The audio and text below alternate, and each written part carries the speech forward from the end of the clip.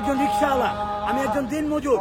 আমার রিক্সা শ্রমিক ভাইদেরকে নিয়ে আমরা তাকে সমর্থন দিয়ে গেছি, দিয়ে দেবো। সারা বাংলাদেশ রিক্সা শ্রমিক এক হয়ে দরকার হলে আন্দোলন আবার করবো, আবার একটা মুক্তিযোদ্ধা গঠন করে এই সরকারকে পতন করে ইনশাআল্লাহ আমরা ঘরে ফিরে যাবো।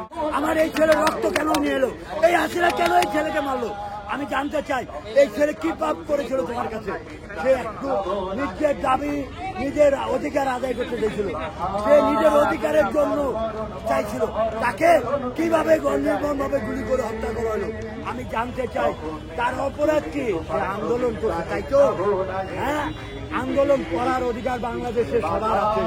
গণতান্ত্রিক দেশ, এটা স্বৈরাচারী দেশ না, গণতন্ত্রের দেশ। আমরা যেরকম এরশাদকে গণ আন্দোলনের জন্য তাকে নামিয়েছি, পাকিস্তান সরকারকে যেরকম গণ আন্দোলনের মাধ্যমে যুদ্ধ করে কাটাইছি, সেরকম আবার একটা মুক্তিযোদ্ধা গঠন করবে 2024-এ।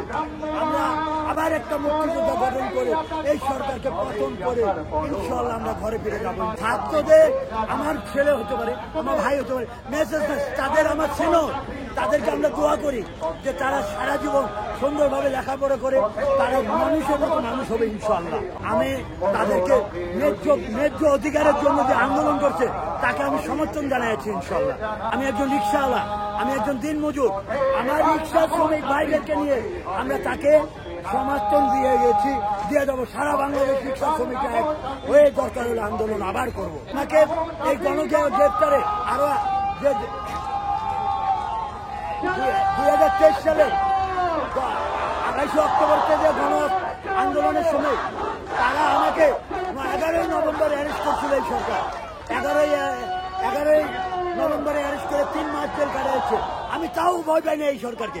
3 মাস না, 3 বছর জেল কাটালো, আমি এই সরকারকে ভয় পাই না ইনশাআল্লাহ।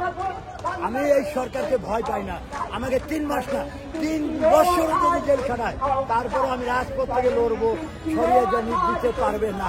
আমি জেলখানাতেও আন্দোলন করবো ইনশাআল্লাহ।